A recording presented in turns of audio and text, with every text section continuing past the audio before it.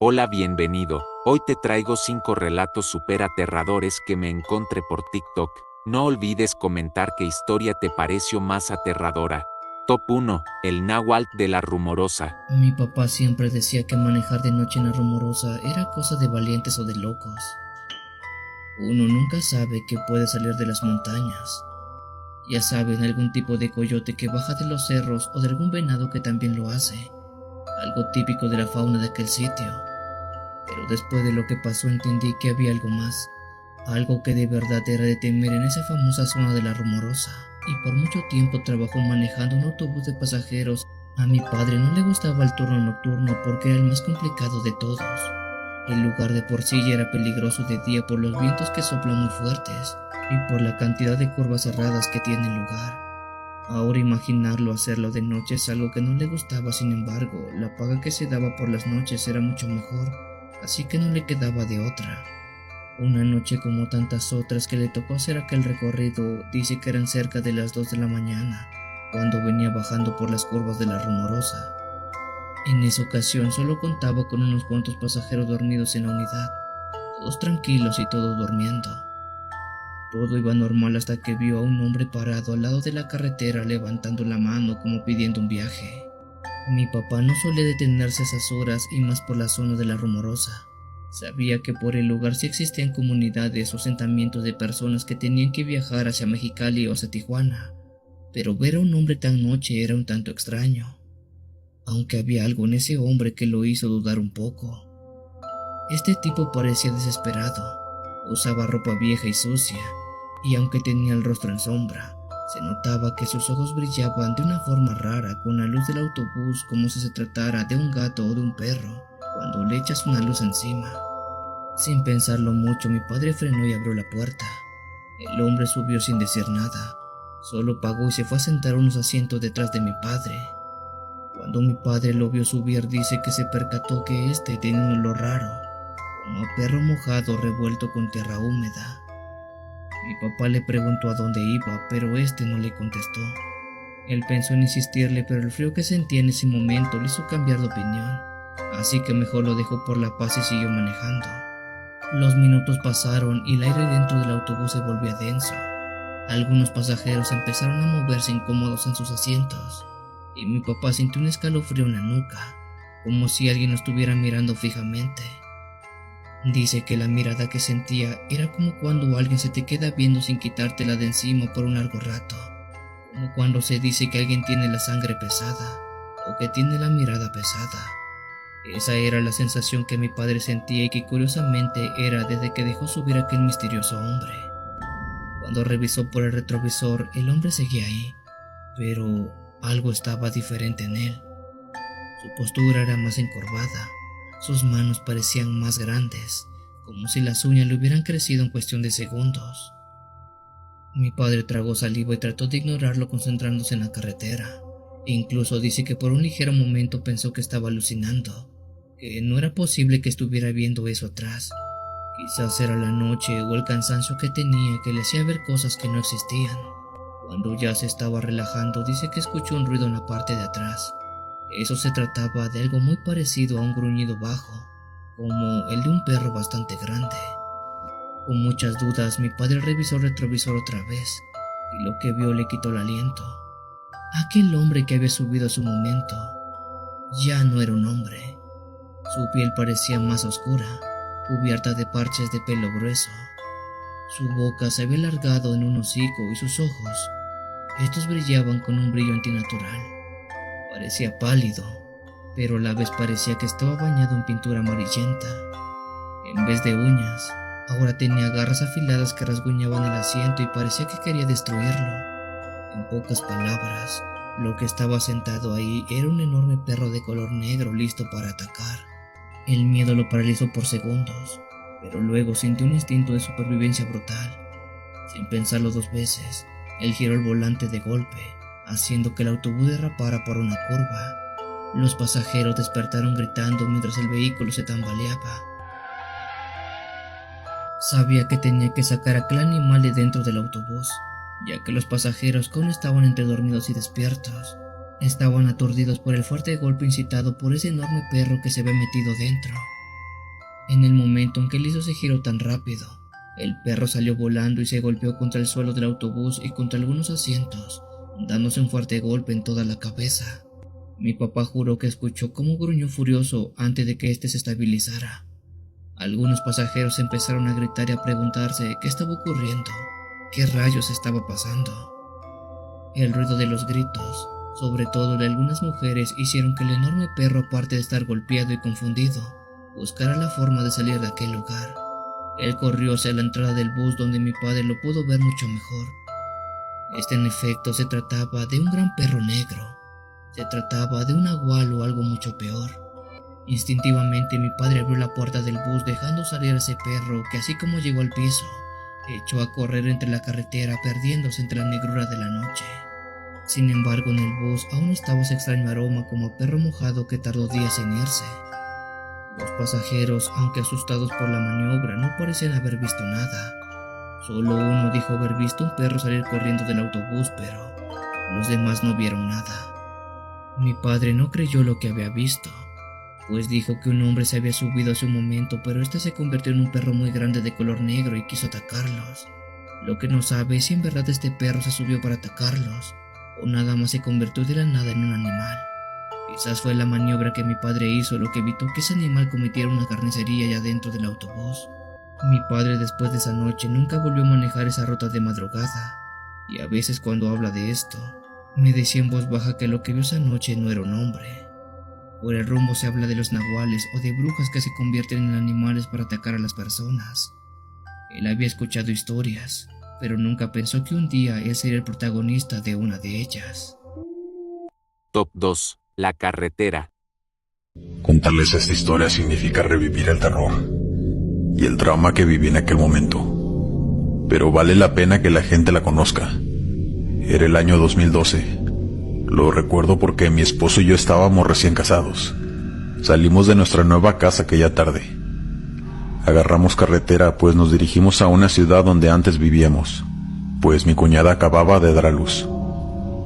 Recuerdo que nos agarró la noche, y en ese entonces, bueno, ahora también, pero en aquel entonces estaban las cosas más peligrosas que nunca, y todavía faltaban 4 horas para llegar a nuestro destino.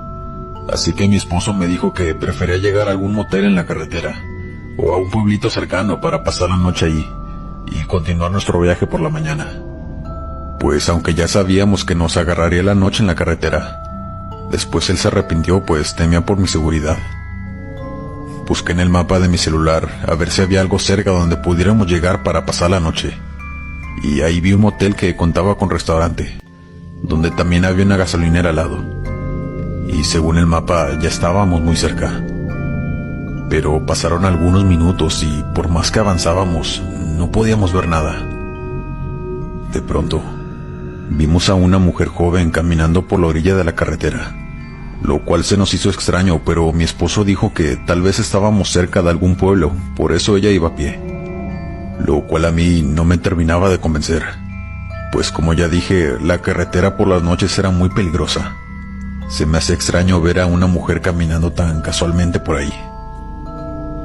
Mi esposo me dijo que se iba a orillar para preguntarle dónde quedaba aquella gasolinera, con el motel que yo había visto en mi celular. Yo le dije que no se parara, pues a mí me daba muy mala espina. La verdad, siempre he sido miedosa, pero muy intuitiva a la vez. Pero mi esposo no me hizo caso, y de todos modos se orilló. Al preguntarle que si sabía dónde quedaba aquel motel o algún pueblo cerca para pasar la noche, ella apuntó con su dedo hacia enfrente y dijo que llegando al primer camino de tierra giráramos hacia la derecha y que ahí estaría el lugar. Debo decir que yo casi no volteé a verla, pues yo tenía algo de miedo y nervios a la vez. Mi esposo fue el que la vio todo el tiempo y el que habló con ella. Y dice que tenía la mirada perdida, pero que de todos modos iría al lugar donde ella le señaló, para ver si ahí se encontraba el lugar que buscábamos. Avanzamos algunos metros y de pronto estaba aquel camino. Se lograba ver alumbrado público, pero yo no alcanzaba a ver ninguna gasolinera, mucho menos algún motel. Mi esposo entró de todos modos, y después de algunos metros avanzados, lo único que logramos ver fue una especie de fábrica pequeña, abandonada. Era un edificio pequeño que estaba entre el monte, pero por alguna razón extraña, había alumbrado público como si aún estuviera en funcionamiento. Mi esposo se estacionó ahí para buscar en su celular, pues era obvio que la mujer nos había dado mala dirección. Yo también seguía buscando, y según el mapa quedaba más adelante, pero no había mucha señal, así que no podíamos ver exactamente dónde era. Yo solo le dije a mi esposo que ya nos fuéramos de ahí, que aquel motel no debía estar muy lejos. Pero antes de que avanzara, mi esposo me dijo: nada más déjame ver qué hay ahí adentro. Me da curiosidad de por qué esa muchacha nos envió aquí. Yo le dije que estaba loco si se pensaba bajar, pero como siempre, no me hizo caso y se bajó de todos modos. Vi que se asomó por la gran ventana de vidrio de aquel edificio, y de pronto se quedó ahí, sin moverse. Yo le gritaba que qué ocurría, que ella se regresara al coche, pero no me respondía ni volteaba. Seguía viendo hacia adentro. Después tapaba su boca como sorprendido. Yo le reclamé que si me intentaba asustar, que si era una broma que parara, pues ya me estaba dando miedo. Pero él seguía sin moverse, sin decirme nada. Así que decidí bajarme también, para ver qué era lo que veía que lo tenía así de impactado. Jamás lo hubiera hecho, pues al asomarme, vi varios cuerpos apilados, ya sin vida, cubiertos de sangre. Yo grité lo más fuerte que he gritado en toda mi vida. Comencé a temblar y jalé a mi esposo, que estaba en shock al ver aquello. Lo hice reaccionar como pude y lo subí al coche. Tardó varios minutos en poder manejar, pero por fin salimos de ahí. Esto que les acabo de contar no fue lo único que pasó ahí, sino que estoy 90% segura de que el cuerpo de la única mujer que estaba allí era el de aquella chica que nos encontramos caminando en la carretera, la que nos envió allí. Vestía la misma chamarra blanca y su pelo era negro y largo al igual que el de ella. Llámenme loca, pero estoy muy segura de lo que vi. Por eso no podía creerlo. Hicimos el reporte a las autoridades. Teníamos mucho miedo, pues era obvio que eso fue acto de la delincuencia organizada que había en ese entonces. Pero no podíamos dejar a esas personas allí nada más, pues sabíamos que muy seguramente sus familiares los estaban buscando. Y a mí no se me quitaba de la mente que aquella chica nos envió hasta allí para que la encontráramos. Como ya les dije, una experiencia muy traumática y horrible, pero que tenía que contarla, pues me quitó el sueño por muchos meses, y ahora puedo compartirla con ustedes. Gracias. Top 3. Tatuajes satánicos.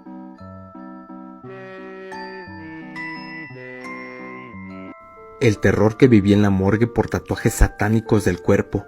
Lo que estoy por contar es una de tantas anécdotas que me sucedieron durante mi trabajo, puesto a que me desempeñé muchos años en ser médico forense, tanto en el sector clínico como jurídico. Podría estar horas y horas relatando cientos de historias de cuerpos que vi.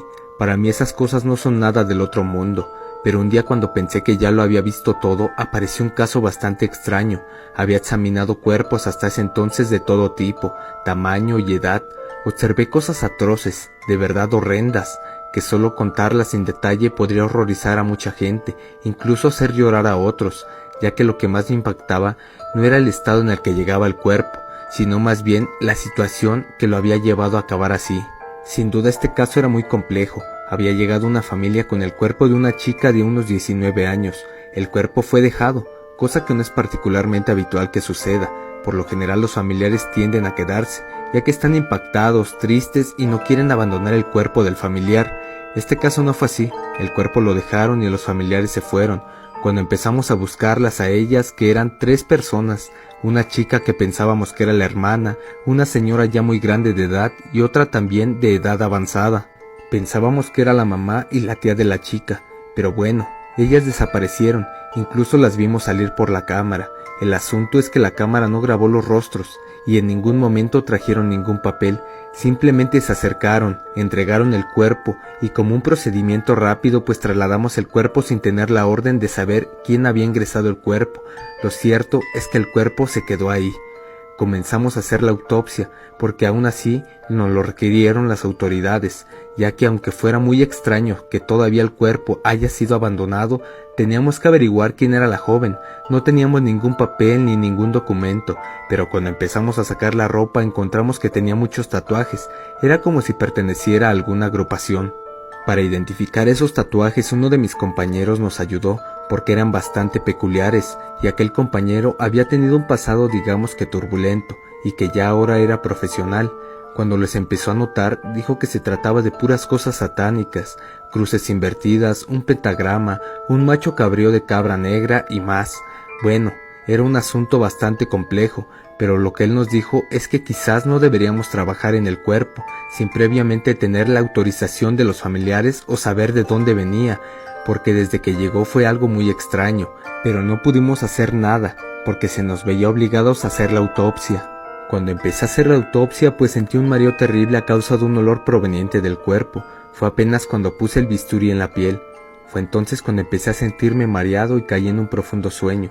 No pude realizar la autopsia y fui a parar al cuarto especial donde descansamos los forenses, estando ahí por largas horas, pero mientras estaba ahí empecé a soñar con aquella muchacha que se había levantado de la camilla y que me había empezado a jalar de las manos con mucha fuerza. La intención de ella era llevarme de regreso a donde estaba la sala de autopsias, donde estaba su cuerpo, así que me aterré demasiado.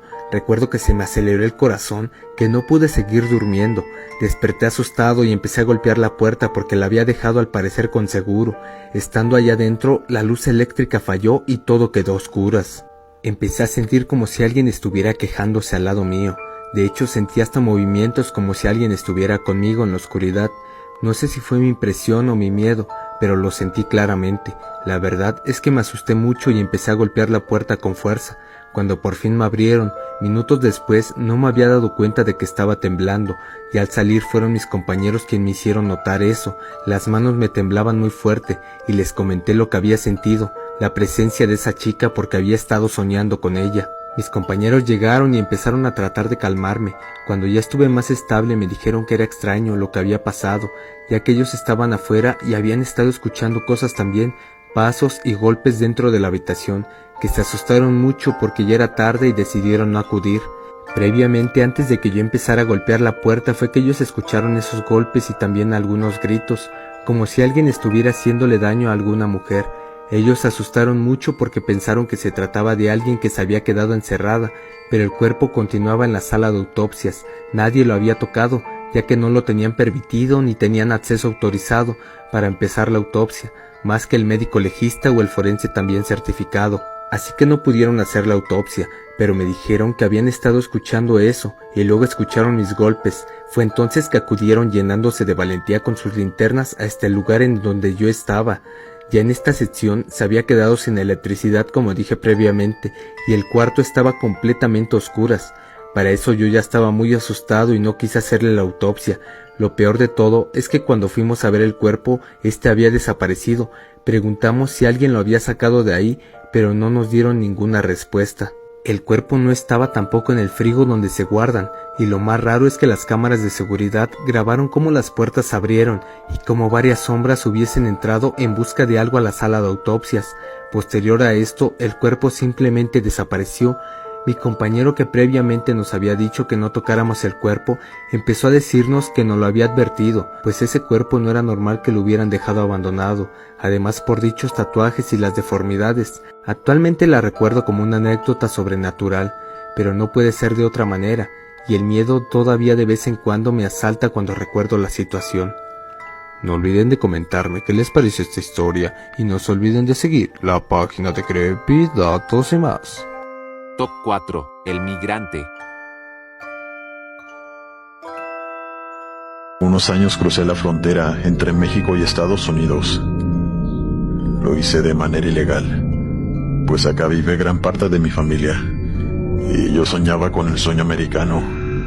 Venirme a trabajar acá para mandarle dinero a mi madre y a mi ex esposa para que mi hijo tuviera una mejor vida. Pues en Guatemala vivíamos con muchas carencias. Estaba muy difícil la situación. Así que decidí junto con un vecino emprender el viaje hacia México y de ahí cruzarnos por el río Bravo, pues así lo habían hecho varios de nuestros familiares. Por eso decidimos que esa sería nuestra forma de cruzar. Llegamos a una ciudad fronteriza de México con Estados Unidos, donde acampamos por varios días en lo que las aguas se calmaban un poco, pues la corriente del río estaba, como su nombre lo dice, muy brava, pues en esos días había llovido mucho y era muy peligroso. Ya otros migrantes nos habían dicho que varias personas habían ahogado ahí, y que no había nadie quien las pudiera rescatar, pues no se contaba con el equipo suficiente para hacerlo en aquella pequeña ciudad. Así que esperamos algunos días en lo que el agua bajaba un poco y que el río estuviera más calmado. Y por fin se llegó el día, o más bien, la noche, pues no podíamos arriesgarnos a hacerlo de día y que nos atrapara la migra. Así que optamos por cruzar por la madrugada, aunque ellos andan a todas horas patrullando, pero era más difícil que nos vieran. A las 2:30 de la mañana aproximadamente, mi vecino, otros 2 hombres y yo decidimos que era el momento perfecto para cruzar el río, pues el agua estaba muy calmada, ya había bajado la corriente y todo estaba muy tranquilo, en completo silencio. Así que era el momento. Yo tenía mucho miedo, no lo voy a negar, pues aunque sí sabía nadar, sabía que podía enfrentarme a muchas otras cosas dentro de esas aguas tan peligrosas, como animales, o correr el riesgo de atorarme con alguna rama debajo del agua. Pero eran más mis ganas de cumplir el famoso y maldito sueño americano, que en esos momentos llenos de adrenalina no me importó nada. Y lo hice. Íbamos ya a mitad del río. Todo iba relativamente bien, cuando de pronto sentí que algo, o más bien alguien, tomó mi tobillo. Sentí claramente una mano rodeando con sus dedos, pues yo traía bermuda, así que sentí la mano directamente en mi piel. Y esa mano comenzó a jalarme. No me hundía, pero no dejaba que me siguiera moviendo. Yo empecé a desesperarme tratando de seguir a flote, y sabía que no debía de hacer ruido, pero tuve que pedirles ayuda a mis compañeros. Les gritaba que alguien me estaba jalando desde abajo, que por favor me ayudaran, pues yo ya había entrado en pánico. Ellos me tomaron de la mano y me ayudaron a llegar al otro lado, pero en ningún momento sentí que aquella mano me soltara mientras me llevaban hacia la orilla. Cuando dejé de sentirla fue cuando estábamos a punto de llegar. Me tiré al piso entre las ramas y comencé a llorar de una manera incontrolable. Yo no podía dejar de decirles que había alguien allí, que tenía que buscar, pues estaba en la orilla. Yo estaba seguro de que era una persona quien me había tomado el pie. 2 de mis compañeros regresaron al agua. Caminaron apenas unos pasos, donde el agua les llegaba apenas a la cintura.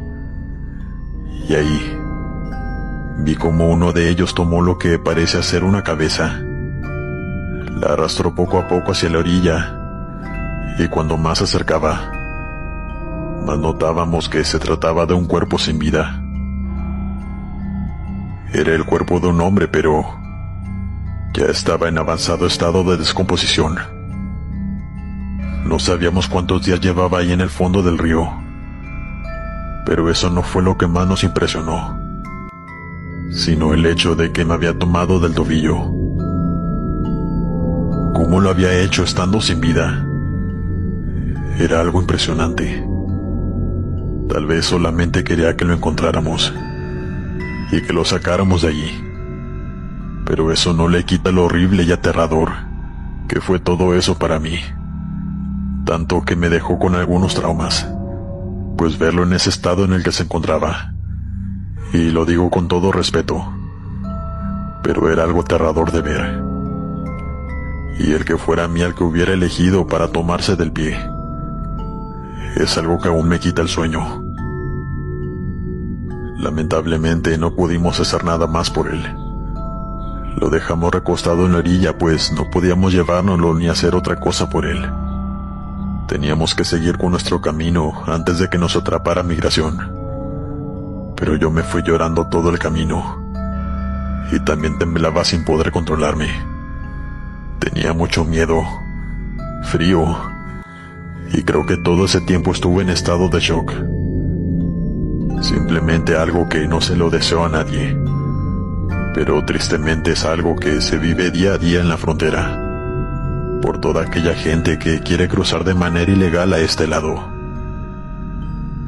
Solo espero que Migración lo haya encontrado, y que lo hayan podido identificar para notificarle a su familia, pues sabemos que probablemente alguien lo estaba esperando, o esperando noticias de él.